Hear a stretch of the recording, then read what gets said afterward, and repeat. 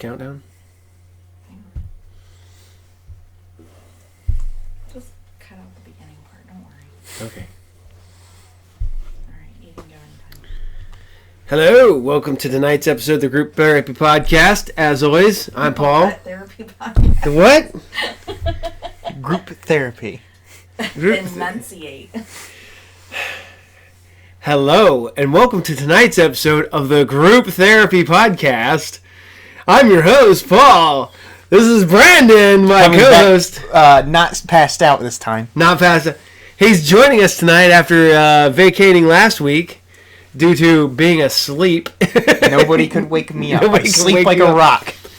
And as always, the Group Therapy Podcast is brought to you by Are you game? the best comic book, video game, magic, movie, toy store in all of Piqua, Ohio, at 124 North Sunset, Piqua, Ohio, 45356. And okay. All right. And you're looking at your computer. I'm looking at my computer.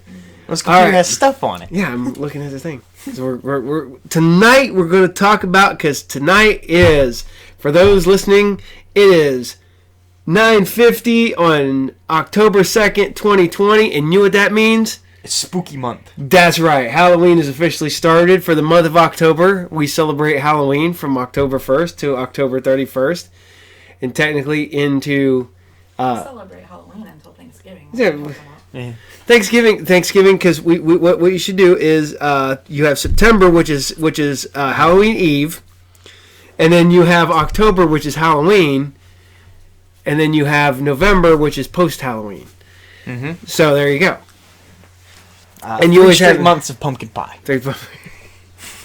Pumpkin spice. No. Look, No. you could dare call me basic bitch, You're so, but I like pumpkin spice stuff. There's nothing wrong with it. yeah, basic. Yeah, I'm a sucker for pumpkin Hey, I'm gonna flavored lie. things. One of the best things that Tim Hortons has is their pumpkin spice donuts, but only when they're warm. I tried to eat one later in the day. Not good. Not good. You got to heat it up. No, it's got to be like fresh, because they're gooey. They're fucking gooey. They're great. Tim Hortons. See, we're not even getting money for this. But if Tim Hortons wants to give us money for this, then please send us money for praising your freaking pumpkin spice donut. But their apple spice donuts, I believe, are just a bit better than their pumpkin spice donuts. I'm a big fan of the strawberry cheesecake donuts. Yeah, but see, that doesn't count because that's summer. Yeah. We're talking fall. Yeah, fair enough. Fall donuts. Fall donuts. Okay. But this is going to be the start of October. We're going to talk horror movies. We're going to talk scary shit. We're going to talk about haunted houses. We're going to talk about how this year is going to probably be crap for Halloween. I'm just saying, you don't need an excuse to dress up in goofy costume. No.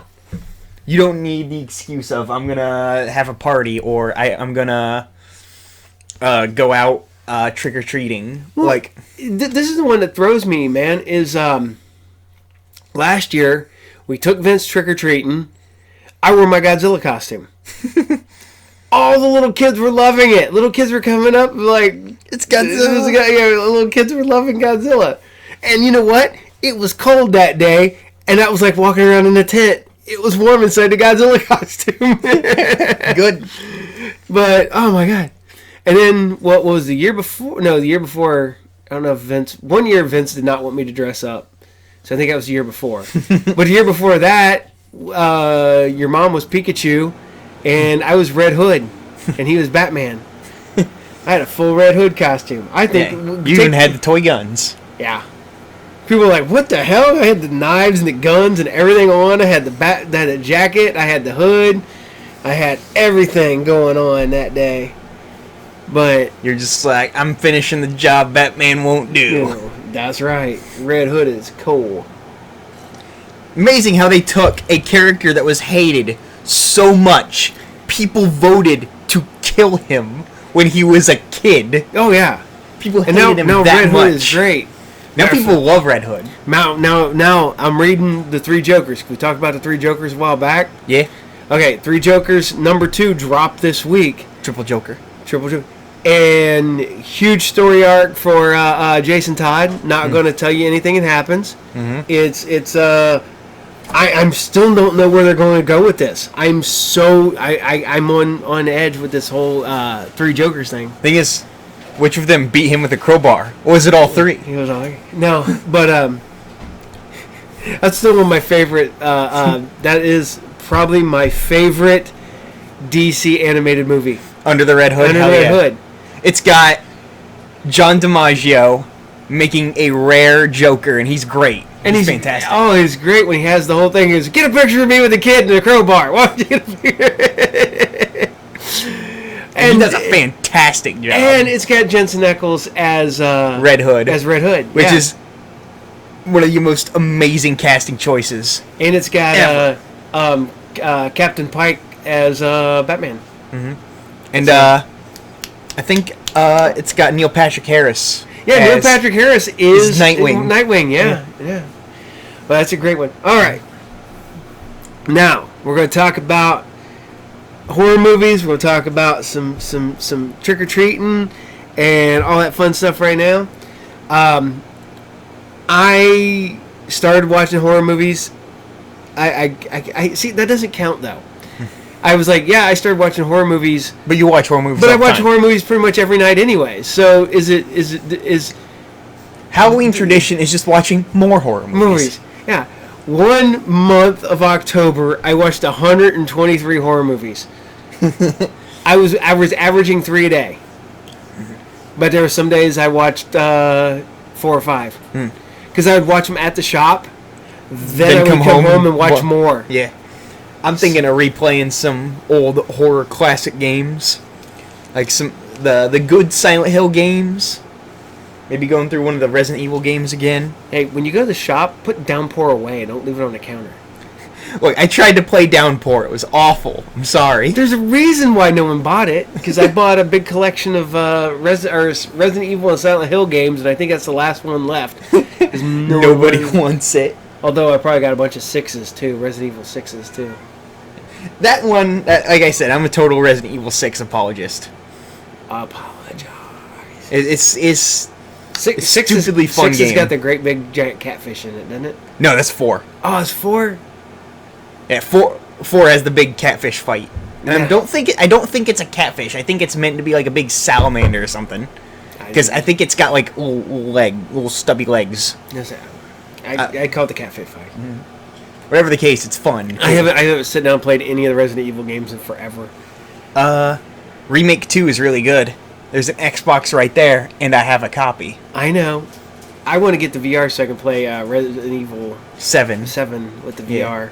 I got the PlayStation copy, so you will be when you get the PSVR, you will be able to play. I was hoping to have one of them by now, but they're expensive. This is where we're at. They're expensive. Yeah. All right. But oh my god, no! I was sitting there because we were talking about the horror movies and stuff like that. I'm like, I literally started watching Dario Argento's Phenomenon at midnight on the 1st. And then what I watched last night. Oh man, I can't remember what I watched last night. Assault of the Vampires. It's a Mexican vampire movie. So, or a Spanish vampire movie. And right now on the TV over there is TCM. Turner Classic Movies is showing horror movies all night. I just watched Into Dracula and the Cat People's on. The Cat People's. The People's. It's the Cat People, not the Cat Peoples. The Cat Peoples. That's right. No, it's the Cat People. The Cat People. Okay. People. What's great is okay. When I was a kid, we had Dr. Creep, we had Fritz the Night Owl and stuff like that. We'd watch those, and Them horror hosts. We would get the horror hosts, but we'd also get like the Halloween movie marathons. So some channels would show them, whatnot. And then when I was a little kid, we had Showtime and HBO. Wasn't until much later we got Cinemax. But we'd sit there, we'd watch horror movies all night long. Then, when I was a little kid, probably 11, got my first VCR. And thus began your downward spiral. And thus began the massive movie collection and the fact that at one point I had like 5,000 VHS tapes. You don't realize how much room 5,000 VHS tapes takes up. I was a little kid when you still had a butt ton when I was like real little, and I do remember there being a lot of VHS tapes. There was by the time you were getting around, we started selling a lot of them off because we started getting DVDs. DVDs started hitting about that time, and you're like, oh, these are so much easier to store. Oh my god, they're like half the size and like a third the weight of a VHS tape. But then now I'm like, I can't get rid of all my VHS tapes because this movie hasn't been released on DVD or Blu-ray yet. This is the only way you can get it. And that's why I have several copies of The Keep on DVD, on VHS, and one copy on Laserdisc. Thank you, Mick. Mm-hmm. But when I was like 12 years old, because I was a sci-fi kid a lot. Blame Star Wars for that. Oh, man. Yeah, Star Wars and Star Trek. I watched Star Wars and Star Trek. I literally, like, Star Wars, I watched probably every day when I got a VCR. I had a tape, back when people would record on tapes, I had all 3 movies on one VHS tape. And I would put it in, and that's how I'd start my day off. And then I would watch that. And then when I got out, and I would rewind it, and I'd watch it again, and then so on and so forth. We got until that tape broke. Oh my god! But when we started getting more of the video stores here in Piqua, at one point Piqua had like 6 video stores, and every grocery store had one. But we would go, and people don't realize at one time you would go to a video store, and it had sections. And they had the sci-fi section, the kids section, and then they had the horror section. And some places even had the horror room, which is a little room you went in. They had their posters and the little like count. Oh yeah, and you had like the. I remember going into the one downtown Piqua had the little horror room, and they had a brain damage Omer in the corner that was like some, and what was great was I walked in, it was like, okay, this is new, I want to, and I was like, okay, so I started watching this and this and this and this and this and this and this and this, and you would literally go and you would start with the A's and you would go all the way through, and then you'd go out and you'd find the new ones that came out and you'd start watching those. And then when I was 13, you going from 6th grade to 7th grade, junior high, we had the Piqua Theater at Halloween time would show 2 old horror movies. And you'd go in there and you'd watch them on Halloween night, and you'd get to watch 2 of them. But that was the year, 86 to 87 to 88 was junior high for me. And 1987 was when everything blew up on horror movies for me. I mean, literally, that's Lost Boys and Hellraiser and all the movies that you associate forever with horror. Oh yeah. And then you had the kids with the kids horror, like like it's Monster Squad. Monster Squad, yeah, and but you also had all the like the Gremlin knockoffs. You had all. I'm gonna say it. Monster Squad is better than Goonies. Oh, Monster Squad is one of the best coming of age movies ever. I met Wolfman Has Nards kid, right? No, I don't believe you did. We met one of the old kid actors. Yeah, but I don't know if you met him. I know I met him in Kentucky, and I don't think you went with me that time. But yeah, I think I met him at either Columbus or Pittsburgh. It wasn't a place that was too far away. But I remember being excited because it's the guy, one of the guys from Monster Squad. Oh yeah. But holy crap! But yeah, you had those great movies like Texas Chainsaw Massacre 2 dropped in that time period. That was 1986. The one that went full silly. Oh man, the fact that it's a horror comedy. It's a horror-comedy. And before horror-comedy was a genre. Yeah. But Evil Dead, all the Evil Dead 2 dropped around that time. But all of a sudden it was like Return of the Living Dead Part 2. All these movies just hit me at the right time as a kid, and I just started consuming all of them.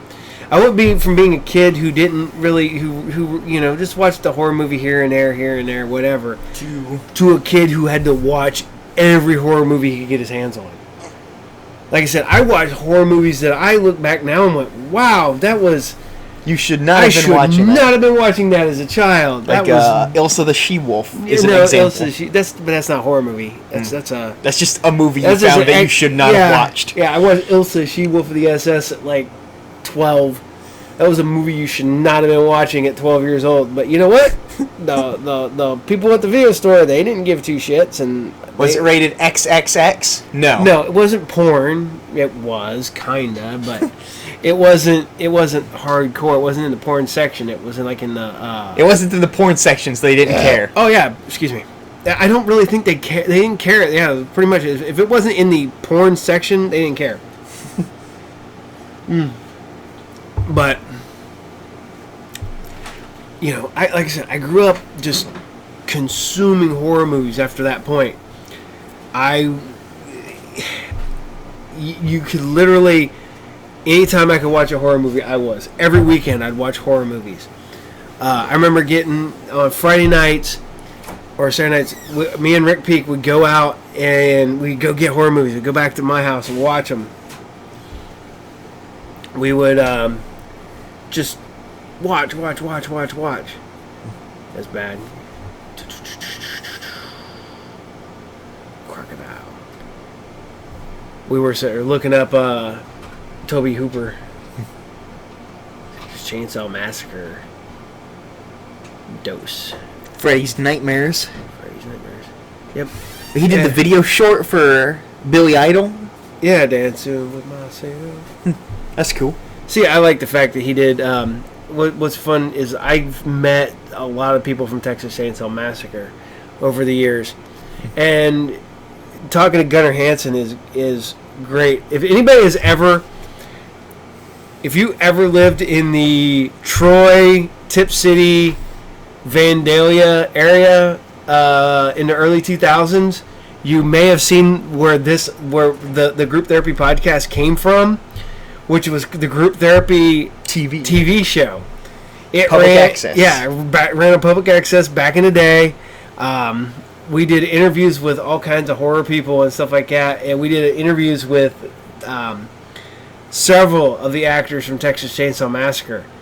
And somehow managed to find them. Well, we were at Fright Night Film Fest in Kentucky, and they allowed, because we were doing the show, so we got press passes, and we would get press passes for a public access TV show. Dude, if you could prove that you had a TV show or whatever, you got press passes. We got press passes to a lot of conventions, didn't we, Tina? Yeah. And you would be able to go backstage. There was an area for the press, so you could go get snacks and like hang out and get your charge your batteries and stuff like that. They had a whole setup.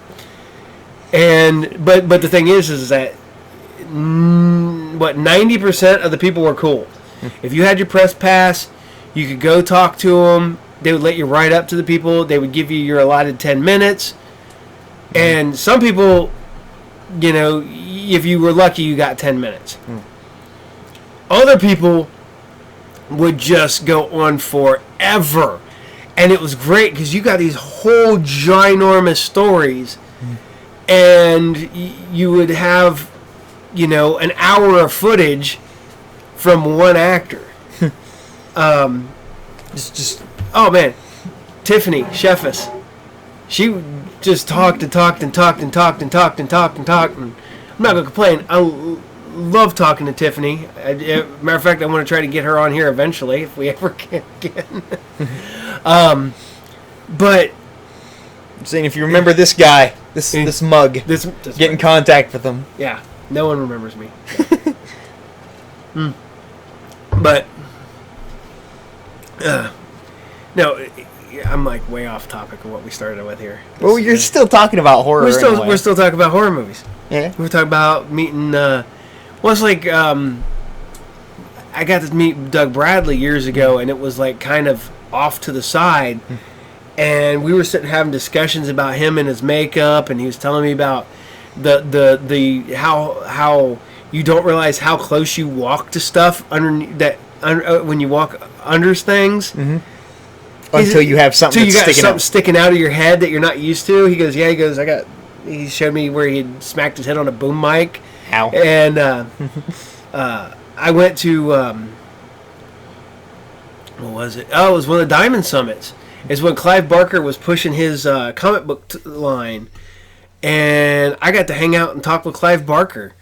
Oh, that's cool. Yeah, it was really fun because he's weird. He's an eccentric man. Oh, he's definitely different, but he was so cool to me. I mean, I was joking around because he gave his speech about. He goes, I was told that.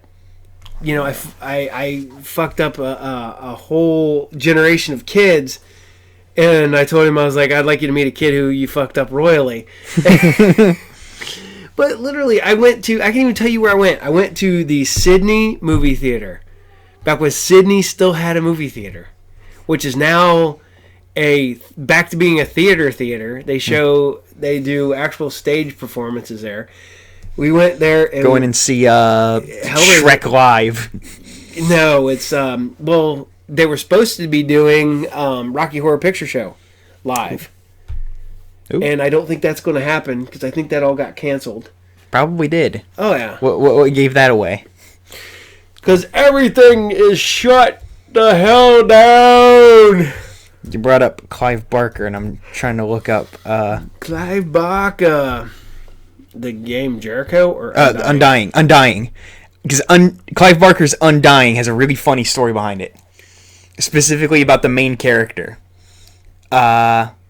In the intro to Clive Barker's Undying, our main character shoots a dude. And the dude he shoots is the game's previous protagonist model. Mm-hmm. And the story is that Clive Barker saw this previous protagonist and was like, "What is this? What? I can't. I do not find this man attractive." There you go. And I just wanted to remember the name of the game. But he's like, "I do not want to find." And then so we got this guy right here that nobody can see a picture of. Nope, except for us. There we go, Patrick Galloway. And so we got Patrick Galloway as we know him. And that's why he looks the way he does. Clive Barker did not find him attractive. They had to make an attractive character. They made it. And so they gave us the bearded Patrick Galloway that we see in game. And Clive Barker was happier with that. Oh. Clive Barker, I also think he plays a character in the game as well. Oh man, it's funny sitting there. Like I said. I look back at things now and the way I grew up and watching Cinemax, HBO, all the horror, the movie channel, I remember discovering Joe Bob Riggs on the movie channel one night. I was like, what's this? I was like, oh, he's a horror host. He's a horror host, and he's funny, and he's good. And then we lost the movie channel because, I think our cable company stopped carrying it or something. And then one day I was up late one night and I was sitting there and I turned on the TV and there was Joe Bob Riggs on Monster Vision on TNT. And you're like, yes! I was like, yes, we're watching Monster Vision! And then I knew it was... Because it was funny because Monster Vision was on one night and on another night you would just get monster movies. And it would be like... I remember watching... when I couldn't watch them, I'd record them. And I'd set my VCR and record like 3 Godzilla movies. And I'd watch the Godzilla movies, and then I'd get up and then I'd watch Monster Vision. And I always knew Monster Vision was over because you got the 2 Monster Visions episodes, and then Ultraman would be on. And then I would watch Ultraman, and then the sun would come up, and then I knew it was time to go to bed. Oh my god! What was bad is that in our first, in your mom's first apartment, I would do that. I would sit up all night watching horror movies on Cat's back on History, not History Channel, on TNT. It took her this long to get out. Yeah. So, but no, I look at things. I was like, if we would have had streaming when I was younger, I would have never left the house.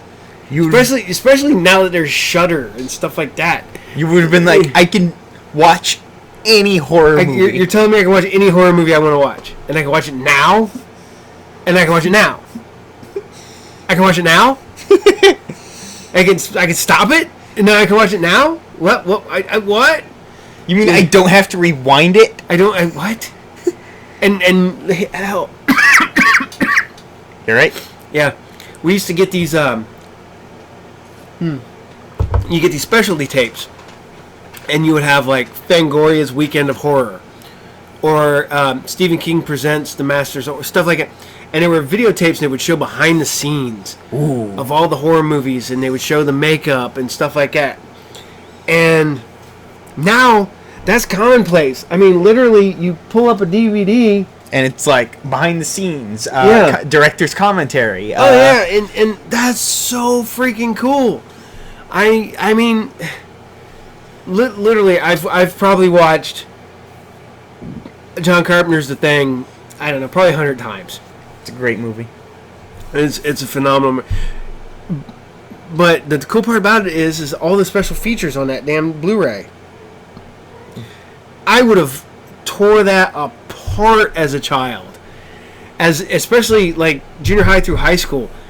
I couldn't get enough. I read Fangoria. I read Gore Zone. I read just every horror movie magazine I could find. Cinema Fantastique or something like that.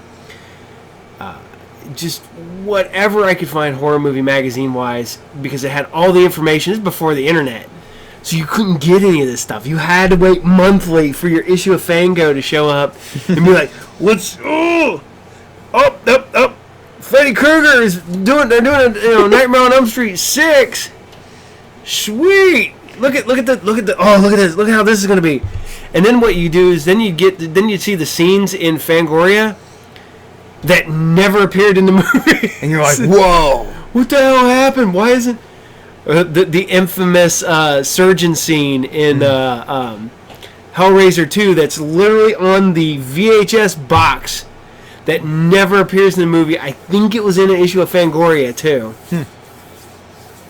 But oh man, our dog wants attention. Yeah, but the access to horror movies now and the access to movies, period, it just boggled my mind. I mean, like I said, I literally probably watch at least a horror movie a night. And I can. You know, I don't have to. You are not held back. I'm not held back because, like I said, I lived out in the freaking country when I was in high school. So, you know, we got like our 6 channels on the antenna. and for those people, that's what you got. People got an antenna now, and you get the digital antenna, and you can still get like 20 channels. Back in the day, when you had an antenna, if you were lucky, you could get channel 2, channel 7, sometimes channel 9, channel 12. If it was too windy, wouldn't get it. No, yeah. If channel 12, channel 14 and 16, which were the same channel because that was PBS. Channel 19, if you're lucky, channel 22, channel 26, if you're lucky, 43, 45 you could get pretty regularly, and then like 48, and then I think like 54. Some of them were only if optimal, you know, weather was the, you know, if the wind was blowing from the south, you weren't going to get those channels. So, or the antenna was like moved slightly by like rumbling in the house. No, so you got to reset it all back up. We literally had a dial, so you could tweak the antenna. So the antenna was on a motor, so you'd turn the switch, like you'd turn it and you'd tweak a couple things till you get the optimal signals. But then all the other signals went away. So it wasn't like you could turn the channel back to the channel you were just on, because then you'd have to mess with everything to get everything back to where it was. But oh my god, like I said, I consumed horror movies. I still do, and I would watch horror movies even if they were bad because that's what we got. Now sometimes bad horror movies are fun. Oh yeah, but the thing is that we legitimately didn't get. You got what the video store got. Or you got what HBO got, or you got what Cinemax got, or you got, like, you know, that's like, there's movies I found recently. Like, I'm a big Italian horror movie fan. I love myself some Italian horror. And any fan of the podcast would know this. Yeah, if you're going on, I cannot stress enough my love for Italian horror movies. Because one, they don't make a lick of fucking sense. They don't have to because they're great. Go watch Inferno. Doesn't make a bit of sense to the entire movie. There's but like you will be on the edge of your seat. You will love that movie. I have to explain to it. I was like, well, there's a room underwater, and it's got all this stuff in it. People are like, what? Then there's this alchemist that shows up in the middle of the movie, never to be seen again. Then there's what?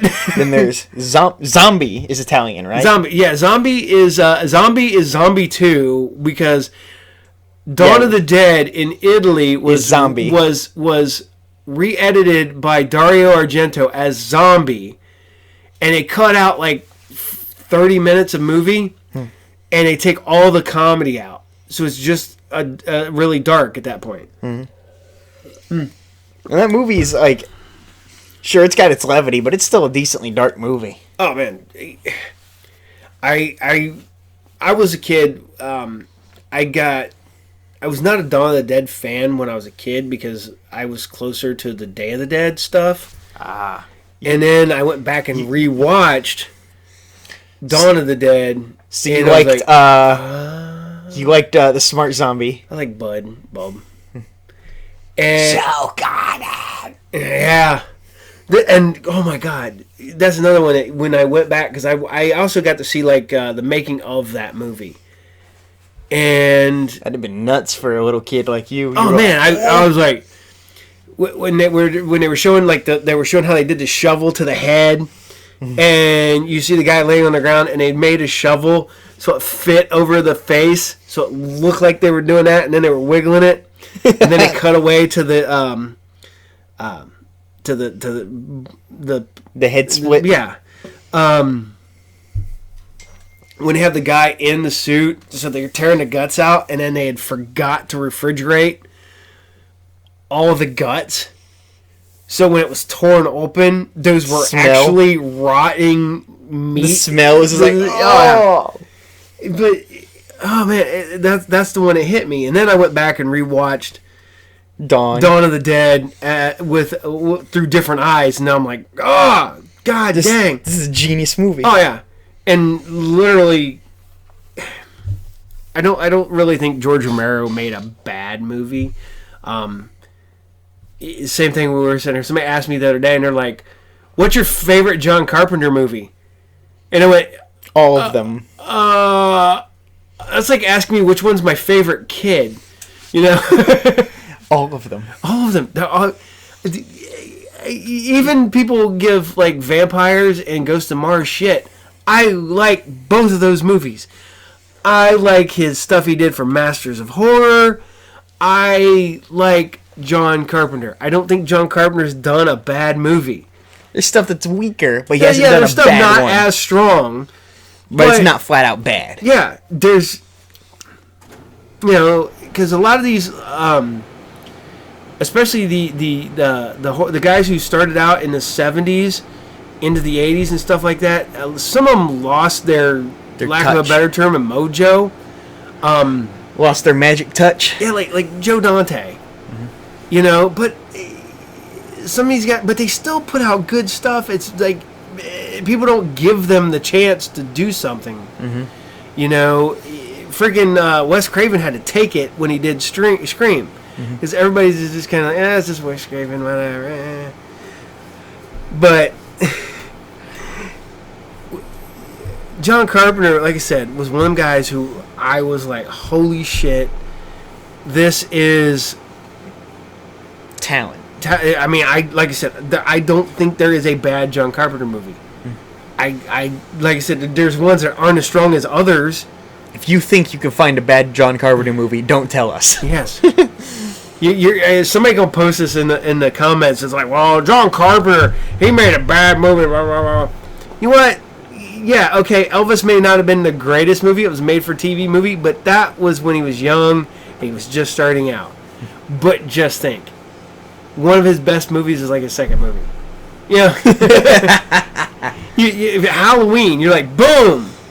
What?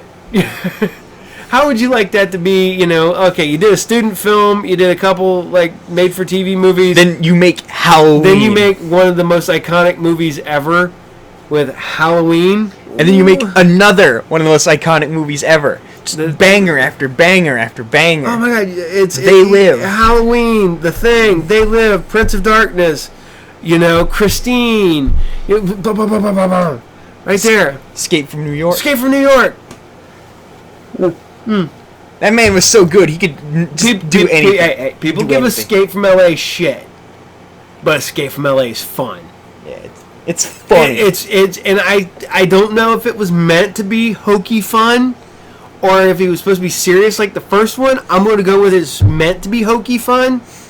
And I don't know. He surfs. Yeah. I think it's meant to be hokey fun. Yes. I think it's meant to be funny. All the people that are in that movie. It's got Steve Buscemi. It's got Bruce Campbell. It's got Pam Grier. It's freaking... it's so damn good. It's a silly, silly, silly movie. And then you get shit like Body Bags he did, which is great. And then you have Two Evil Eyes. Well, that's not... Sorry, that's Romero. Body Bags. But...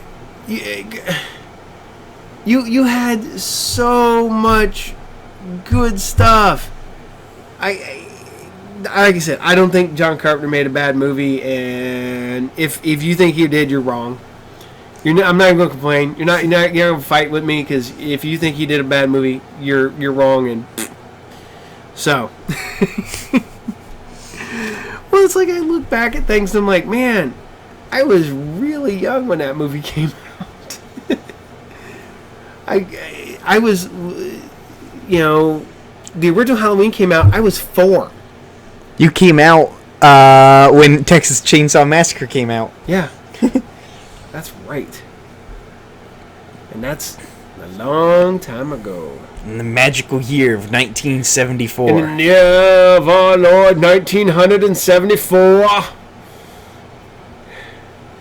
Back when there was, cool horror movies in the theater. A year after Exorcist. Yeah, yep. You go by family members of mine. That's why I am the way I am. Mom saw Exorcist while she was pregnant with me. And you were a cursed baby. Baby. I'm a screwed up kid because of that. You're a haunted man. Oh, I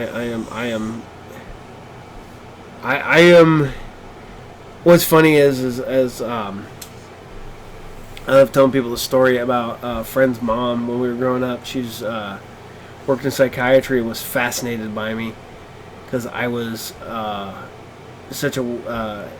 She had always heard that the kids that listen to heavy metal music and played D&D and watched horror movies, kids were bad kids, and then she meets me and I'm just kind of like, hey, how you doing? Hi.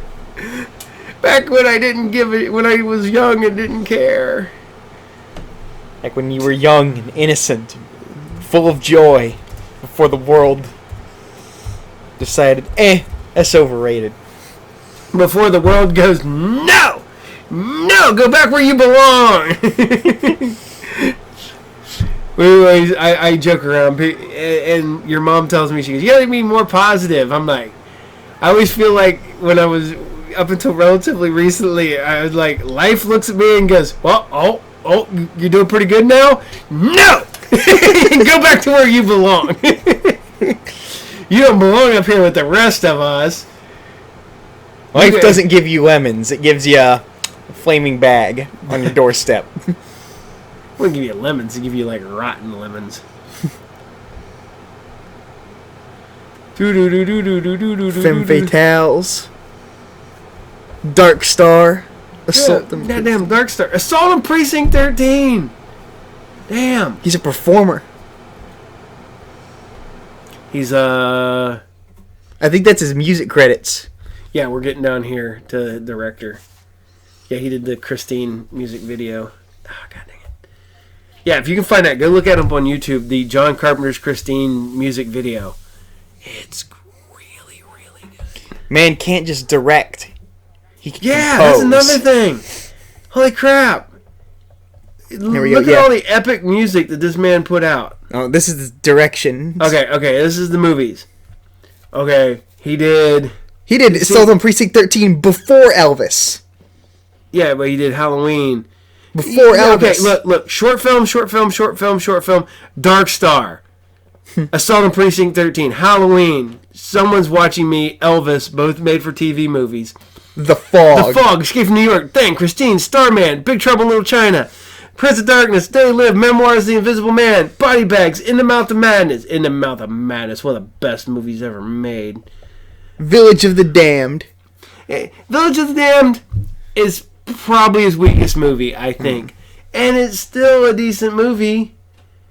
Then he did some stuff for Masters of Horror. Yeah, he did The Ward. Yeah, then you get Village of the Damned, Escape from L.A., Vampires, Ghost of Mars, Masters of Horror. Both of those are great. His episodes of Masters of Horror. Pro-life and cigarette burns. The Ward. Yeah, most of this stuff's just short, but he stopped really directing after The Ward, and even that was good. Mm-hmm. I don't like I said, his later stuff after, In the Mouth of Madness isn't the strongest, but it's still good. Mm-hmm. I'd rather watch a weaker John Carpenter movie than some other movies out there. You know what I mean? Oh yeah. I forgot. For some reason, I don't know why I forgot that he directed Starman. And I shouldn't have done that. That was all on me. But that's just it. He's done... Of him talking about the making of They Live. And he's like, They Live... I hated Reagan. This is my hate letter to Reagan. Well, this is what's funny. People go, well, what's your favorite? I was like, your action movie or sci-fi movie? Because you have... horror or sci-fi action horror action horror sci-fi drama action comedy horror action invisible action They Live is like a horror like suspense like it's got everything you want. Yeah, who would have ever guessed that'd become a documentary once we got older? was a documentary then too. I remember seeing They Live in the theater, and unfortunately, a lot of John Carpenter's stuff was not praised until Much later. And because the critics were like, they swear too much. This movie called what is it? The Thing? They swear too much. It's vulgar. Look up reviews from back in the day. That's what these critics go on about. Well, that's what I think's funny is that it's insane. Siskel and Ebert have gone back and re-reviewed movies that they gave horrible reviews to when they came out, and now like, I'm sorry to judge this poorly when it came out because this is a masterpiece. You know, Ebert came back from the dead. Well, what's funny about They Live, I think this is gonna be a shout out to Dante. I think Dante and I went and seen that at the Pickle Theater downtown. It had to be either Dante or Rick. So it's either shout out to Dante or Rick on this one. But yeah, They Live is definitely sci-fi, suspense, horror, action. One of the greatest one-liners in the history of movies. I came here to chew bubblegum and kick ass. And I'm all out of gum. I love the fact that came from a Roddy Piper promo. That he was planning to use the line for a promo, but he was like, you know what, I'm going to use it here.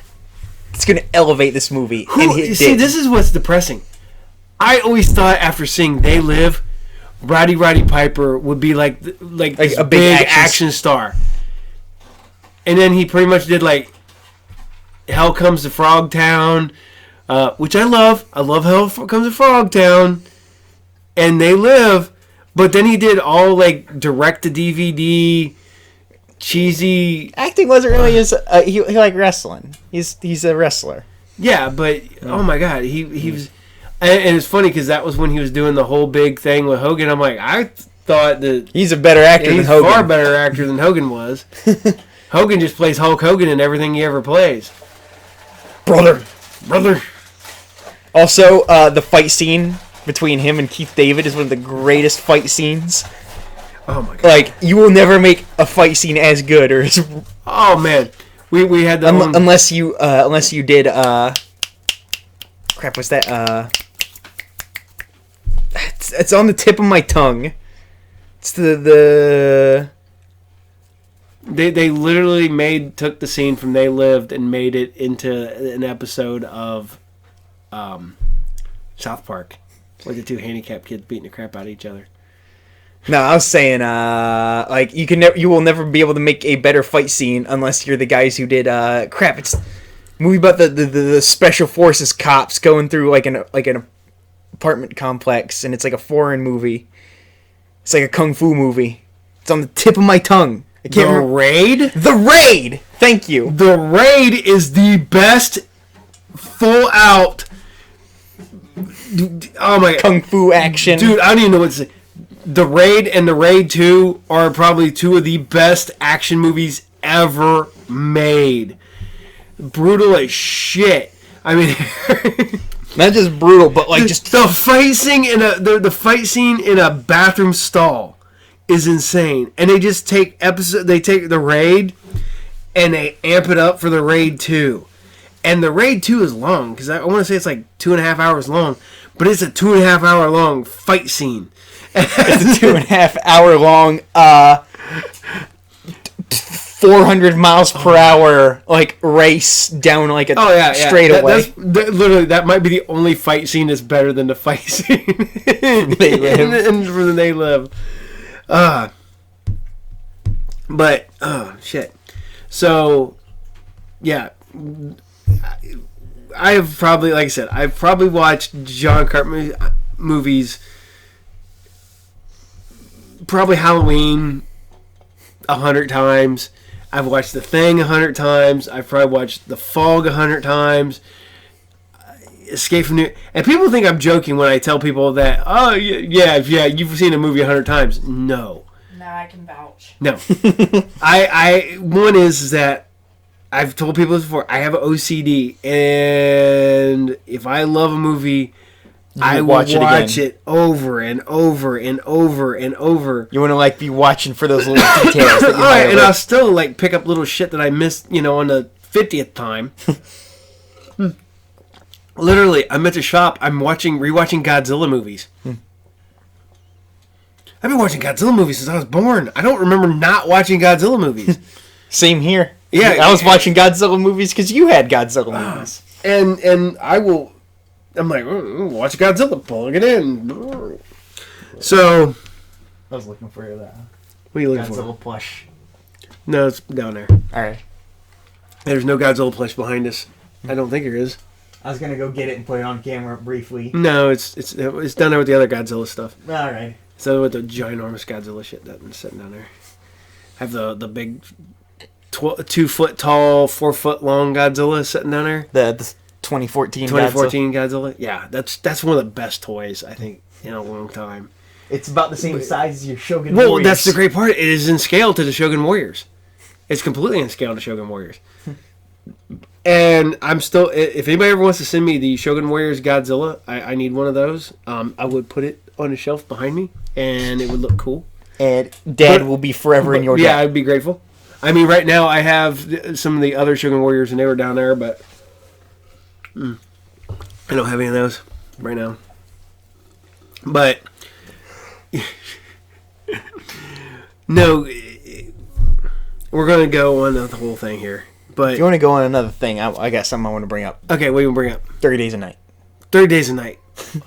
Vampire movie. 30 Days a Night came out. I mean, I read the comics, and the comic books were great. And that was one of the movies that I'm like, I went and seen it. I was like, oh shit, this just changed freaking vampire movies forever. There's a handful of movies that changed vampire movies. Dracula, but that was the first one, so that set the bar. Christopher Lee's Dracula, because that actually showed blood and fangs and the whole 9 yards. Lost Boys, because that showed what for women the sexiness of vampires. Near Dark, which came out at around the same time as Lost Boys, which just made freaking vampires dark and gritty and scary. And then you had all the bullshit, vampire movies, because you did bring Bram Stoker's Dracula, and then you didn't really have a good vampire movie. And then 30 Days and Nights showed up, and it made vampires horrific again. They had the weirdly shaped eyes and the mouth, and they didn't have like fangs. They had more like a shark teeth. Yeah, like shark or piranha teeth. And it was so good. It was dark. It was a brutal movie. It was a brutal ass movie.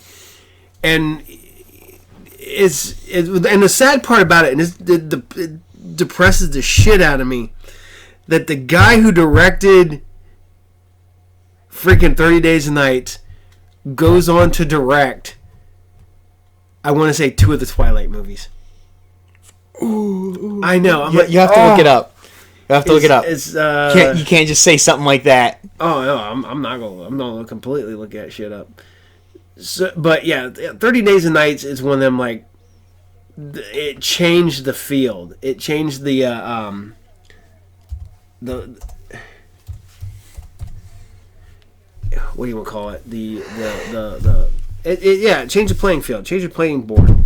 Suddenly, the vampires True Blood came out after that, right? Yeah. And don't get me wrong, I liked True Blood. True Blood was fun. You watched the crap out of that. I remember that. I watched it until what would we watch that to? Until like midway through season 4 or something like that, Tina? Director True Blood. Did we watch that through like midway through season 4? Yeah. It's one of the ones that we need to go back and finish watching. David Slade. There he is. He is the director on.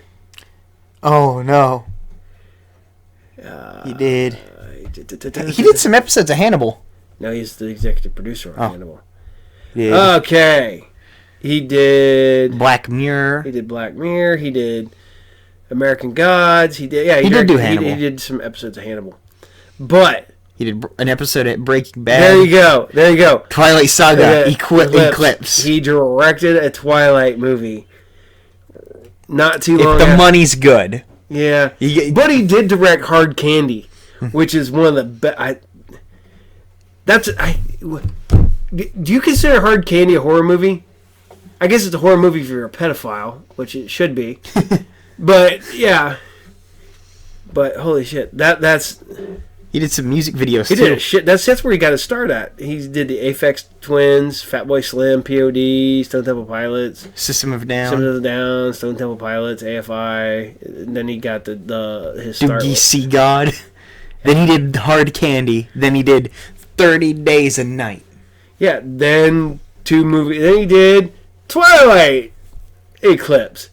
You're like, why would you do that, man? I guess money. Gotta get a paycheck. Gotta live. Gotta cash that paycheck. See, there's a lot of directors that I think that's one of their problems is that you'll have a good director direct shit movies because they're like, I still gotta pay bills. Yeah. You know? Then you get people who I love their work, like Richard Stanley, who put out a handful of movies and just appeared, and then came back to direct Nick Cage in Color Out of Space. But Richard Stanley legit made one of my favorite sci-fi horror movies of all freaking time. That's right. Hardware. Yeah. But another thing that I was going to bring up, another quintessential horror movie, Return of the Living Dead. Return of the Living Dead, yeah. See, what was bad is I was a bigger fan of Return of the Living Dead Part 2 because I actually got to see Return of the Living Dead Part 2 in the theater. I didn't get to see Return of the Living Dead in the theater until a decade later. That's the horror movie about the robot. Yeah, man. The robot that starts rebuilding itself and then tries to kill all the people in the apartment building. Hardware. He just the Island of Dr. Moreau. Yeah, he did the Island of Dr. Moreau where he was fired like a week into filming, but he hid out, and they put makeup on him, and he was on the set the entire time. Yeah, because he did Mother of Toads for the Theater Bazaar movie. He did. But he didn't. Yeah, director. Yeah. He directed a lot of... he wrote and directed a lot of movies. Yeah. He did the screenplay for The Island of Dr. Moreau. Yep. Yeah, he was uncredited, fired, replaced by John Frankenheimer. So he didn't get any credit for that. But he was there the whole time. Yeah, he was there. Rites of Passage. Incidents in the expanding universe. Oh man, he's go watch his documentary about him. Richard Stanley is a weirdo. Oh man, he's the good kind of weirdo. So he's the fun kind of weirdo. Yeah, because he's an eccentric fella. Oh yeah, he's melting bulldog. He was in Dagon as an uncredited fish monster. But go watch the documentary about Richard Stanley, The Island of Lost Souls, and they talk about the making of, and what happened to him and how he was kicked off the movie and stuff like that, and the fact that he still got paid, and he got paid a big chunk of money, and he lived off of that for years, like in the middle of nowhere, getting high. He's big into witchcraft, and I think his mom's a witch or something like that, and his story's great. So if you look up Richard Stanley, he's like I said, he just made his comeback with the Color Out of Space with Nick Cage. Nick Cage being crazy. If you're gonna make if you're gonna adapt, Nick Cage is perfect for adapting that kind of cosmic horror story. Because Nick Cage, if there's one thing Nick Cage can do, it's crazy. He can play crazy. One of his earlier hits, he plays a crazy man who thinks he's a vampire, who thinks he's dating a vampire. Like I said, I love the story. I was at a convention that Nick Cage was at. And you couldn't get near him because he had his people. And this dude is literally just walking around with a suitcase buying high-end books. And he wasn't there signing. He wasn't there doing... He was just there to buy books. He was just there to spend money. Thing is, he got big money doing stuff like National Treasure. Yeah. And then he spent all that money... And that's why he did a lot of really shitty direct-to-DVD movies for a while. That's because he just bought... He was broke. He just bought whatever he wanted, and he didn't ever file taxes and stuff like that. He's broke for a while, but now it seems he's fine, so he's doing actual movies again. Oh, but now he figured out where he belongs, and now he just does... He plays a crazy person. He played... he did Mandy, he did... He was in that movie where the parents have a virus that makes them want to kill their kids. Yeah, mom and dad. Yeah. So, yeah. You mean you need a virus to do that? You don't want to kill your kids naturally? What the hell? It's all right, Dad. I know all your weaknesses. All my weaknesses. What's my name? One weakness. Joints. My joints. Yeah. Your back. Yeah, but you'd have to get to me, and I'm stronger and faster than you are. You might be stronger than me, but I think I'm faster. I don't know. So, yeah, I'm just my head's just clean off. And I'm like, I don't see it. What? Okay, Tina, who do you think's faster? Me or Brandon? Me? See? All right. I believe Mom. I'm old and got bad knees and bad back. Run, Brandon. You still flail your arms. Although I have good takeoff. I just don't. Now, if you can stay ahead of me, hey, you might have a chance because I don't have the endurance in the long run. Because I can think of you don't get in a hurry for anything. Yeah. Ever. But I can think of one time when if you have to do something physical, you spend more time whining about it than actually doing it. So if you run, you would spend more time whining about the fact when I was in high school, a kid stole something from me, and I bolted, and I was like, "Give me back my shit." Yeah, but you haven't ran since high school to do anything. That's probably the last time you really ran, isn't it? And I was bolting and I ran for a bit. That's the last time, right? Yeah, I think so. I think that's the last time I had to See? all out just. What I tried to do is I tried to take off my jacket. Then, too. Yeah. I was also I tried to take my jacket and throw it onto him to it didn't work. Were you trying to Scooby trap him? Yeah, it did not work, and eventually, it was just he was a friend thing, and it was just a little goof thing. So I didn't want to hurt him or anything. Gotcha. But I was still winning my shit back. I think it was a snack I had or something.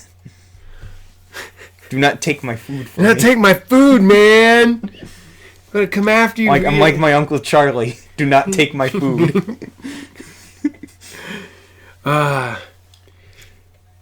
Watching. All right. Get back to 10:52 now. It's been an hour. What's our time at, Tina? Where we at? It's 10:52. I don't know. You're at 1 hour and 3 minutes. Okay. We ain't even got to Dario Argento yet. We just talked a little bit. We're going to talk about Dario Argento. Go ahead and look him up real later. quick. No, he's right there. But, okay, here we go. Here's some of the weird shit about Richard Stanley, though. We're going to talk about it. He's the great-grandson of Henry M. Stanley. And Richard was inspired because, it's so crazy. But to get back to what we're doing, horror movies just and love them, man. Don't if people give you shit about loving a horror movie, and you love the horror movie, don't care. Just enjoy it, watch it. The fact that horror movies still get shit to this day, that like somehow being a horror movie is like you're a lesser movie for being a horror movie. My favorite thing is like Silence of the Lambs. Silence of the Lambs, that's a horror movie, but it's a thriller. No, it's a horror movie. It's a horror movie with big name actors and a big budget. That's it. Anytime they do it's a thriller. It's because these snobby critics, you know, when they think of horror movie, they think of, you know, something like Friday the 13th. They think of something lesser. Like I said, these big wig critics they got look, like, yeah, they look down on them. Yeah, and it's the same guys that look down on animation too. Yeah, you can sit down and rewatch some of these movies. Psycho is not Psycho's a horror movie. It's done by, you know, Alfred Hitchcock. It's one of the first slasher films. It goes on to do a franchise and a TV series. So I just, you know, I will watch horror movies that are good, well-made horror movies. I will watch low-budget, no-budget horror movies. I've seen horror movies probably made on $100 in 2 days in a woods with a camcorder and got more out of them than a big-budget horror movie. You've got more out of horror movies than you have out of some big blockbusters, like Avatar. Dude, I would go watch 3 horror movies than I would sit down and rewatch Avatar. I think Avatar looks good. Unobtainium is funny. Unobtainium is hilarious. It's even got some great actors. I like Stephen Lang. I think he's great as the psychotic freaking, but then he's great in Don't Breathe. So you get watch Don't Breathe instead. Yeah. You know, there's people who start out in horror movies who end up in, you know, Kevin Bacon. Started out in horror movies, made his way up. Now he's Kevin Bacon. You go watch Texas Chainsaw Massacre 4, and you get Renee Zellweger and Matthew McConaughey. Boop, boop. All right. Now, but these people don't want anything to do with the fact, you know, Kevin Bacon, he acknowledges it, he enjoys it. But Matthew McConaughey and Renee Zellweger want nothing to do with being in a horror movie. Not at all. Well, to be fair, I don't think a lot of people want to remember Texas 4.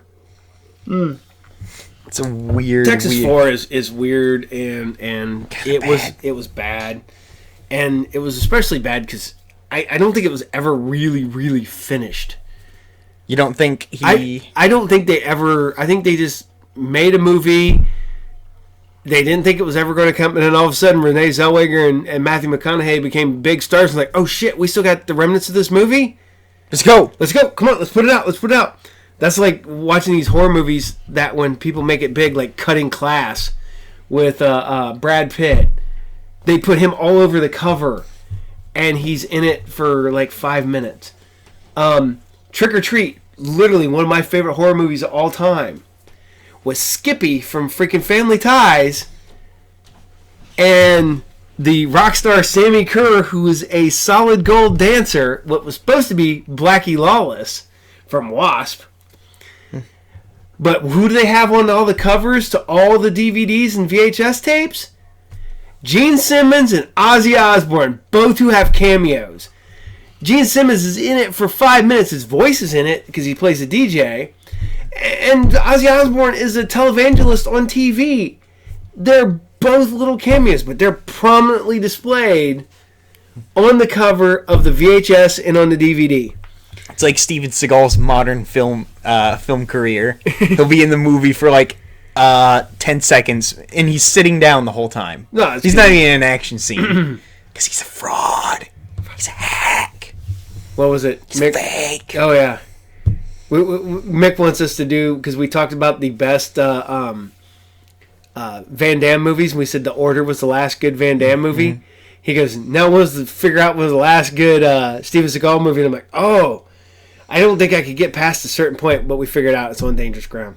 So, or On Deadly Ground, whichever one that one is. I'm waiting for Van Damme versus Seagal to finally happen. Oh my! Because Van Damme was like, "Yeah, I could kick your butt," and Seagal's like, "No, you couldn't." As he just like he crab walks away.